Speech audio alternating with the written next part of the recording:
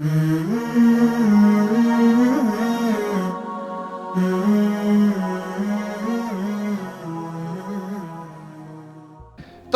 Suhejb Ar-Rumi, i cili thot: kam dëgju pejgamberin Allah, ko pejgamberi Allah na tregon për një mbret që ka jetu para kohës së pejgamberit sallallahu alaihi wasallam. Ta ish një mbret që pretendonte se është Zot.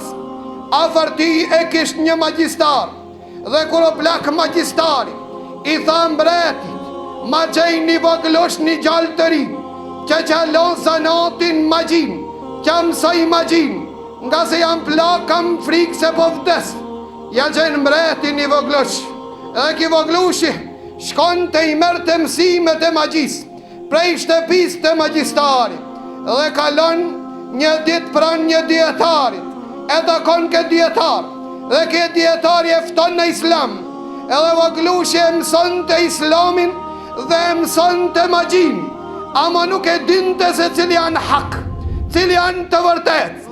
Deri sa një dit prej ditë ullet një elefant apo një kafshë e madhe dhe jazen njerëzve rrugën, dhe ven këtë gjalosh e merr një gurin dorë dhe thot: sot ka me dit kush anë hak, a djetari, a magjistari.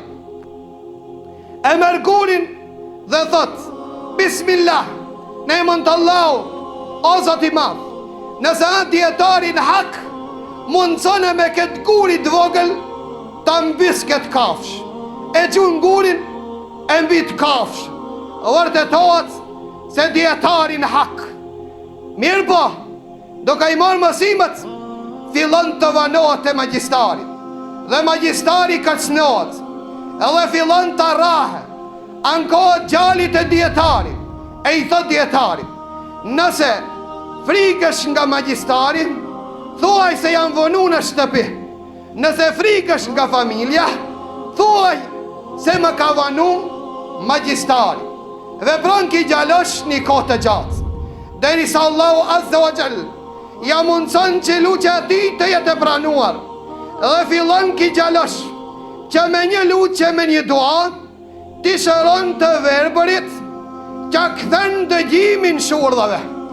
Dhe ishtë një mik i ngusht i mbretit i verbër, ndëgjon se gjaloshi shëron të verbërit, i grumbullon disa dhurata, e ven të gjaloshi dhe i thot: i ke kejt të dhurata, e vetëm më kthesh i qimin.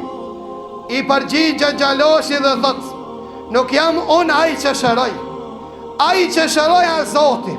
Tha mbreti: tha jo. Tha Zoti mbretit: Zoti im dhe Zoti jot. Tha: ka Zot qëtë përpos për mbretit? Tha po. Ash ai që e ka kriju mbretin, ai që e ka furnizu mbretin, ai që e ka dhuru shqisat mbretit, ai që të ka kriju ti, ai që më ka kriju mu. Tha: i lutem Allahut që Allahut të shëron nëse besoj. Tha: besoj në atë Zot i cili në ka kriju të gjithë.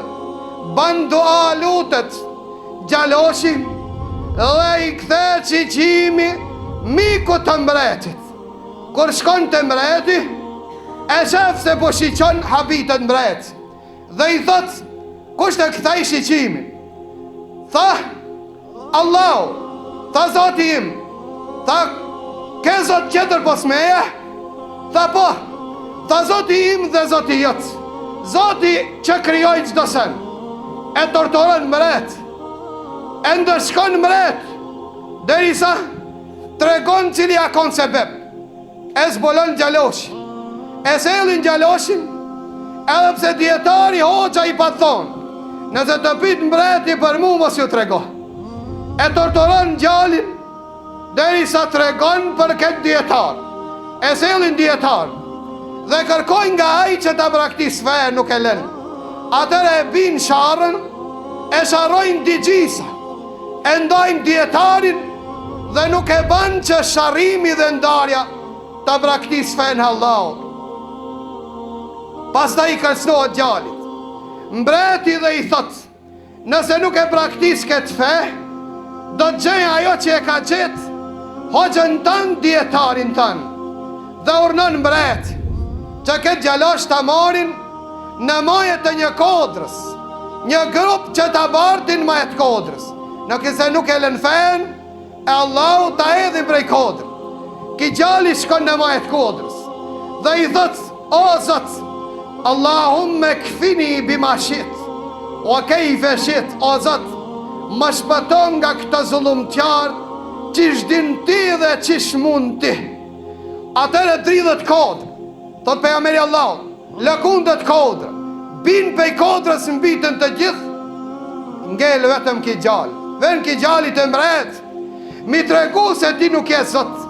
Zoti im është ai i cili më shpëtoj nga torturat tua.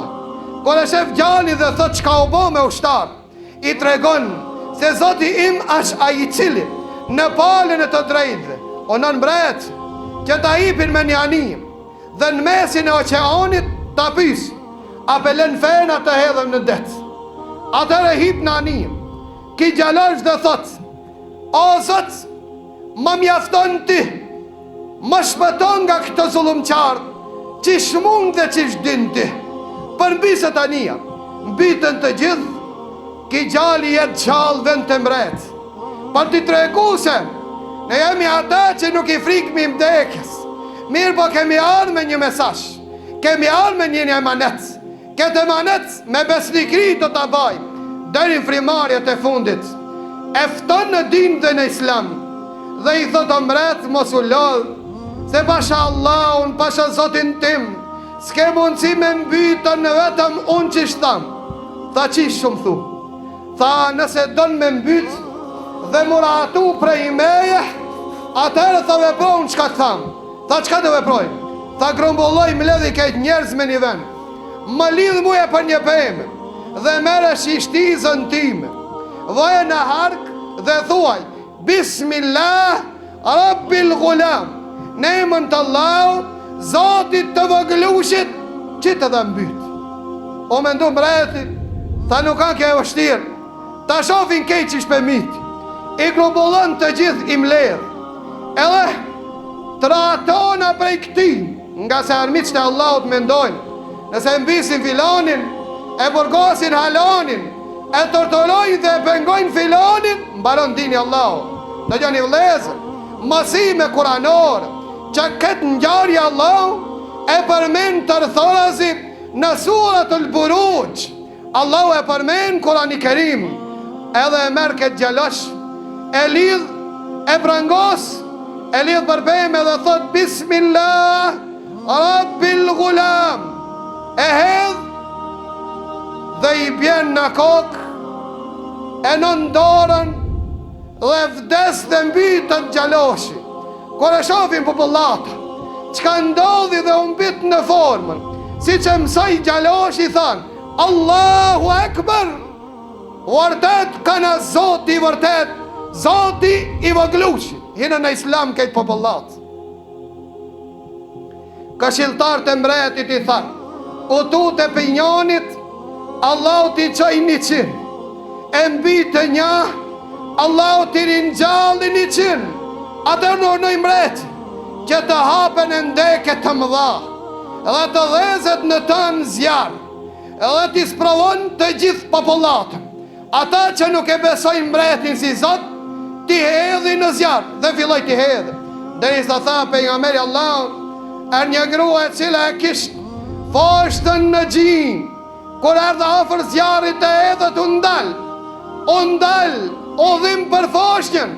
Foshnja e lën gjinin, flet dhe thot, izbiri ummah, banduri majnon, se ti e në hak, hedhe vetën zjarë, nga se zjarë i dunjas, a gjennet për ti, pa dëledhë të ndërshëm.